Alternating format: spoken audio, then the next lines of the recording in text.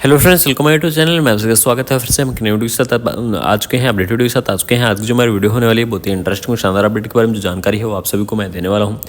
जैसा कि आप सभी को पता है, यूपीपीएससी जो स्टाफ नर्स की जो एग्ज़ाम था वो फाइनली आज कंडक्ट हो चुका है। यानी कि स्टाफ नर्स जो एग्ज़ाम करवाया गया था वो अच्छे तरीके से यहाँ पर जो आज है वो कंडक्ट हो चुका है। लेकिन जो उसमें कुछ अपडेट हम यहाँ पर चर्चा करने वाले हैं। सबसे पहली चीज़ आंसर की के बारे में हम आपको यहाँ पर बताऊँगा कि आंसर की आपको कहाँ से देखनी है। दूसरी चीज़ उसके अंदर कुछ पोस्ट कम की गई थी, उस पोस्ट के बारे में भी जानकारी दूंगा। कितने जो कैंडिडेट हैं वो जो मुख्य एग्ज़ाम है यानी कि जो मेन एग्ज़ाम है उसके अंदर क्वालिफाई किए जाएंगे या शॉर्टलिस्ट किए जाएंगे और कितने कैंडिडेटों को यहाँ पर बाहर किया जाएगा। ठीक है, इन सभी चीज़ों के बारे में यहाँ पर डिस्कस करने वाला हूँ। लेकिन जो सबसे बड़ी और इंपॉर्टेंट चीज़ मैं आपको यहाँ पर बताऊँगा, मिनिमम क्वालिफिकेशन। ठीक है, कि जो कैंडिडेट हैं जिन्होंने एग्जाम दिया है उनका मिनिमम क्वालिफिकेशन क्या रहने वाला है इस एग्जाम के अंदर। ठीक है, तो ये सभी चीज़ें करने से पहले मैं आपको बताता हूँ आपको आंसर की है। अगर आप आंसर की के बारे में डिटेल से जानना चाहते हैं तो सबसे पहले आपको क्या करना है, अपने क्रोम के ऊपर जाना है। वहाँ जाके आपको क्या करना है, उजाला रिजल्ट। ठीक है, जैसे ही आप उजाला रिजल्ट सर्च करोगे तो आपके पास यहाँ पर एक जो वेबसाइट है वो खुलकर आ जाएगी। इसमें देख लीजिए यहाँ पर आपको ओपन हो चुका है उजाला रिजल्ट। लेकिन इसके अंदर जो आपको कंप्लीटली जानकारी मिल जाएंगी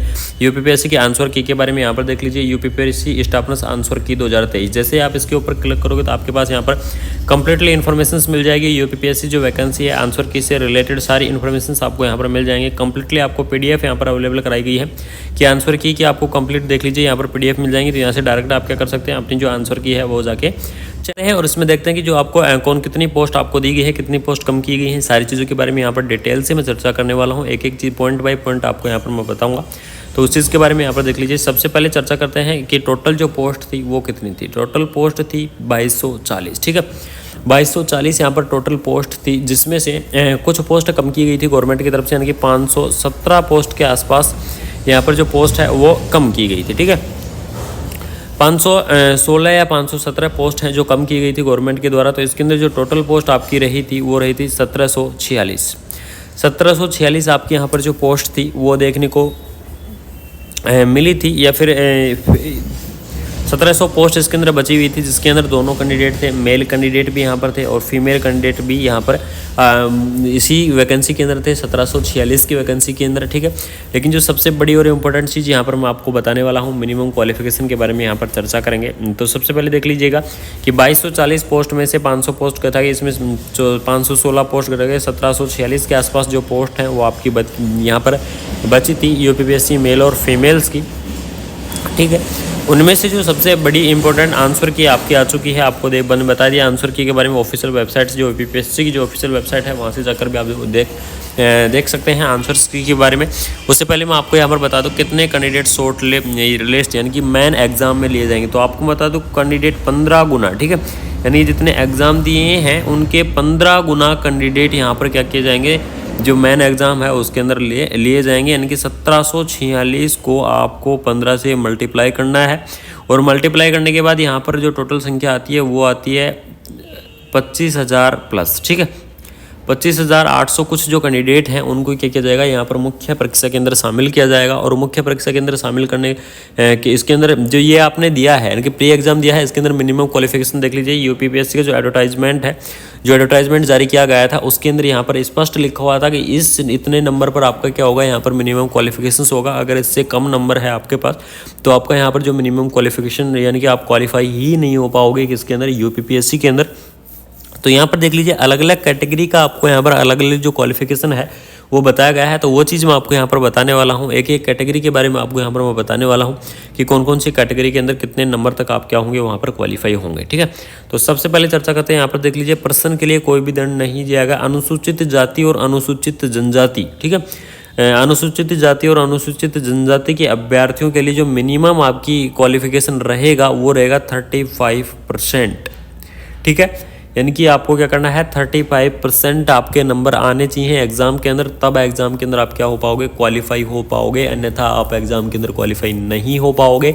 तो आपको क्या करना है, आपका जो पेपर है, मान लीजिए आपका पेपर 80 का हुआ है तो उसका 35% आपको अंक लेके आने हैं, तभी आप क्वालिफाई हो पाओगे। उसके बाद हम देख लीजिए यहाँ पर 35% से कम अंक प्राप्त करने वाले जो चयन सूची में सम्मिलित नहीं किए जाएंगे। यानी कि यहाँ पर स्पष्ट लिखा हुआ है कि जिन कैंडिडेटों का 35% से अगर कम नंबर आते हैं यानी कि 35% से कम नंबर आते हैं तो उन कैंडिडेटों को यहाँ पर जो लिस्ट है यानी कि जो शॉर्ट लिस्ट है उसके अंदर शामिल नहीं किया जाएगा।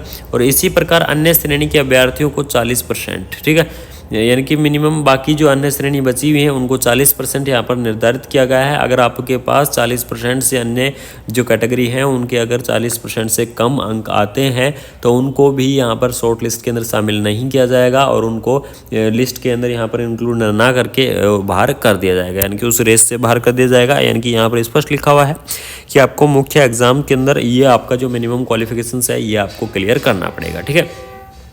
यानी कि 35% आपको अनुसूचित जाति अनुसूचित जनजाति के लिए और बाकी अलग जो कैटेगरी है उनके लिए आपको 40% यहाँ पर बताया गया है।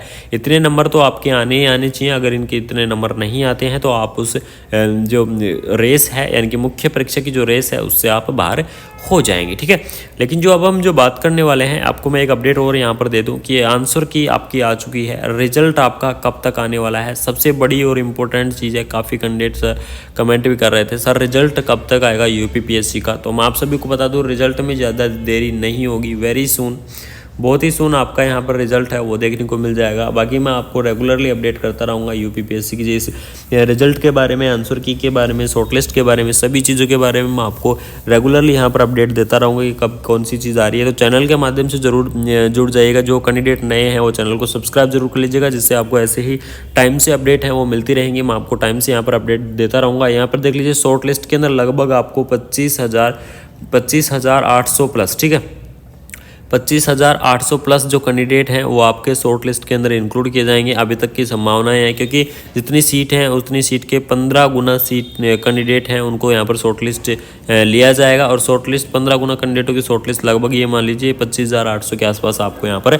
जो लिस्ट है वो शॉर्ट लिस्ट देखने को मिलेगी कैंडिडेटों को। उनमें से आपका क्या होगा, फिर मुख्य एग्जाम होगा और मुख्य एग्जाम होने के बाद उनमें से यहाँ पर छटनी की जाएगी। और मुख्य एग्जाम होने के बाद यहाँ पर जो टोटल कैंडिडेट लिए जाएंगे वो ले जाएंगे 1746 के आसपास यहाँ पर टोटल कैंडिडेट लिए जाएंगे, ठीक है। 25,000 में से वो बहुत ज़्यादा लगभग ये मान लीजिए 10 बहुत ज़्यादा कैंडिडेट हैं उनको बाहर किया जाएगा। और 25,000 में से मात्र आपको 1746 जो कैंडिडेट हैं जिनकी क्वालिटी अच्छी है, जो मुख्य परीक्षा को पास कर पाएंगे, उन कैंडिडेटों को यहाँ पर क्या किया जाएगा, शामिल किया जाएगा। तो ये अपडेट आप सबके लिए देनी थी कि मिनिमम क्वालिफाई मार्क हैं वो इतने हैं। अगर आपके पास इतने नंबर आ रहे हैं तो आप क्वालिफाई हो मुख्य एग्जाम के लिए। अगर आपके पास इतने नंबर नहीं आ रहे हैं तो आप मुख्य एग्जाम के लिए क्वालिफाई नहीं हो। तो ये अपडेट आपके लिए देना जरूरी था। अगर अपडेट अच्छी लगी तो चैनल को सब्सक्राइब और बेल आइकन ऑन कर दीजिएगा, जिससे ऐसे अपडेट आपके पास टाइम से लाते रहेंगे। थैंक यू सो मच, जय हिंद जय भारत। इतने नंबर नहीं आ रहे हैं तो आप मुख्य एग्जाम के लिए क्वालिफाई नहीं हो। तो ये अपडेट आपके लिए देना जरूरी था। अगर अपडेट अच्छी लगी तो चैनल को सब्सक्राइब और बेल आइकन ऑन कर दीजिएगा, जिससे ऐसे अपडेट आपके पास